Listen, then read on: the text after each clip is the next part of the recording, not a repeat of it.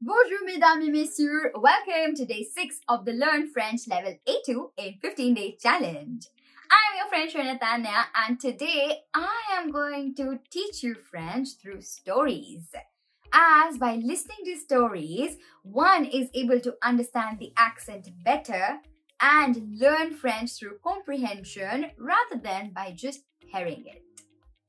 Today, I'm going to take you through a story about three little pigs who, in order to become independent, try their luck in the outside world. We have provided French transcription as well as the English translation just in case you fail to understand any words. So sit back, enjoy the story, and effortlessly learn new vocabulary. But before we begin, I would like to tell you something about the company that's bringing these videos to you, Language Fluent. We teach 16 plus foreign languages and also provide translation, interpretation, and overseas education services.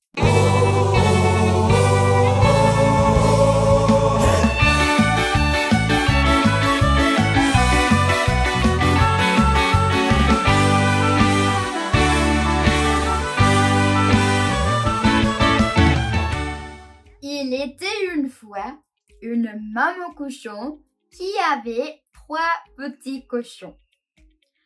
Elle les aimait beaucoup, mais comme il n'y avait pas assez de nourriture pour qu'ils puissent tout manger à leur faim, elle les a envoyés tenter leur chance dans le vaste monde. Le premier petit cochon a décidé d'aller vers le sud. Alors qu'il marchait le long de la route, il a rencontré un fermier qui portait une botte de paille. Il lui a alors demandé poliment « Pourriez-vous, s'il vous plaît, me donner cette paille que je puisse construire une maison ?»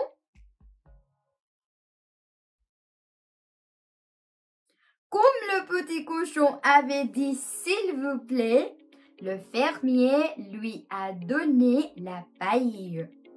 Et le petit cochon l'a utilisée pour construire une belle maison. La maison avait des murs en paille, un plancher en paille et à l'intérieur un confortable lit en paille.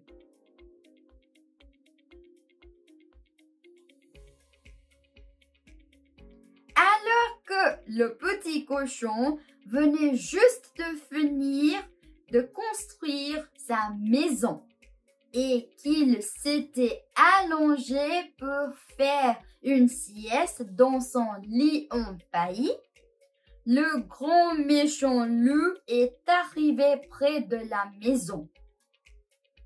Il a senti l'odeur du cochon à l'intérieur de la maison et cela lui a mis l'eau à la bouche.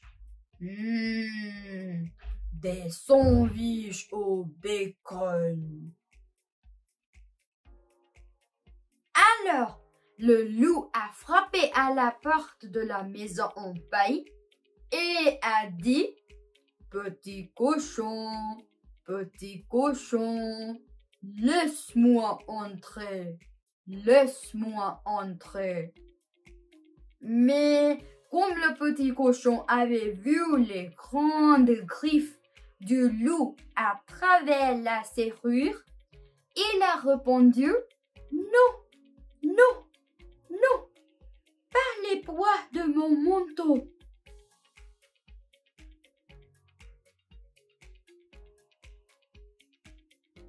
Alors le loup a montré ses dents et a dit « Alors, je vais souffler et souffler et ta maison va s'effondrer. » Alors, il a soufflé et soufflé et la maison s'est effondrée. Le petit cochon est revenu en courant chez lui auprès de sa mère. Le deuxième petit cochon a décidé d'aller vers le nord. Alors qu'il marchait le long de la route, il a rencontré un fermier qui portait un fagot de bois. Il lui a alors demandé poliment « Excusez-moi, puis-je avoir ce bois pour construire une maison ?» Comme le petit cochon avait dit « Excusez-moi », le fermier lui a donné le bois. Et le petit cochon l'a utilisé pour construire une belle maison. La maison avait des murs en bois, un plancher en bois et à l'intérieur une solide table en bois. Alors que le petit cochon venait juste de finir de construire sa maison et qu'il faisait un bouquet pour sa solide table en bois, le grand méchant loup est arrivé près de la maison. Il a senti l'odeur du cochon à l'intérieur de la maison et son estomac s'est mis à gronder. Du rôti de porc. Alors le loup a frappé à la porte de la maison en bois et a dit « Petit cochon, laisse-moi entrer, laisse-moi entrer. » Mais comme le petit cochon avait vu le long nez du loup à travers la serrure, il a répondu « Non, non, non, par les poires de mon manteau. » Alors, le loup a montré ses dents et a dit « Alors, je vais souffler et souffler et ta maison va s'effondrer. » Alors, il a soufflé et soufflé et la maison s'est effondrée. Le petit cochon est revenu en courant chez lui auprès de sa mère, qui n'était pas contente. Le troisième petit cochon a décidé d'aller vers l'ouest. Alors qu'il marchait le long de la route, il a rencontré un fermier qui portait un chargement de briques. Il lui a alors demandé poliment « Bonjour monsieur, puis-je avoir quelques-unes de ces briques pour construire une maison ?» Comme le fermier appréciait qu'on appelle monsieur, il a donné au petit cochon quelques briques et le petit cochon les a utilisées pour construire une belle maison. La maison avait des murs en briques, un plancher en briques et à l'intérieur une grande cheminée en briques. Alors que le petit cochon venait juste de finir de construire sa maison et qu'il préparait une grande marmite de soupe dans sa cheminée en briques, le grand méchant loup est arrivé près de la maison. Il a senti l'odeur du cochon à l'intérieur de la maison et s'est léché les babines. Des côtelettes de porc avec de la sauce barbecue et des haricots verts. Alors le loup a frappé à la porte de la maison en briques et a dit « Petit cochon, laisse-moi entrer, laisse-moi entrer. » Mais le petit cochon a vu les grandes oreilles du loup à travers la serrure.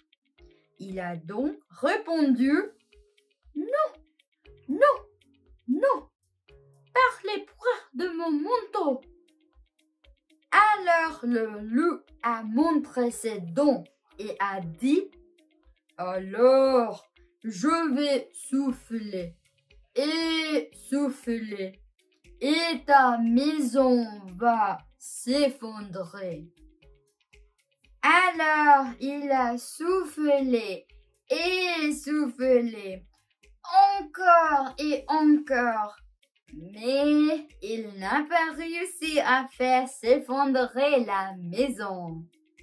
À la fin, il était tellement essoufflé qu'il ne pouvait plus du tout souffler. Le petit cochon se contentait de remuer sa grande marmite de soupe et de rire. Mais le loup avait tellement envie de manger des côtelettes de porc. Il ne voulait pas abandonner. Il s'est faufilé derrière la maison et a grimpé sur le toit. « À présent, j'aurai ce cochon, c'est certain. » Le loup s'est laissé glisser dans la grande cheminée en briques et a atterri. Piouf! Les fesses les premières dans la grande marmite de soupe du petit cochon, qui était alors très chaude. Le loup a hurlé et a bondi hors de la marmite, puis est sorti en courant de la maison et a dévalé la route, serrant très fort ses fesses brûlées.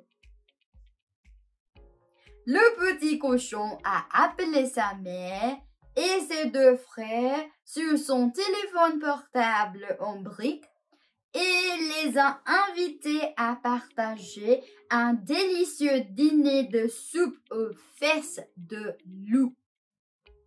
La soupe aux fesses de loup était si savoureuse que bientôt tous les gens à 100 km à la ronde ont voulu attraper le loup et le faire s'asseoir dans leur soupe.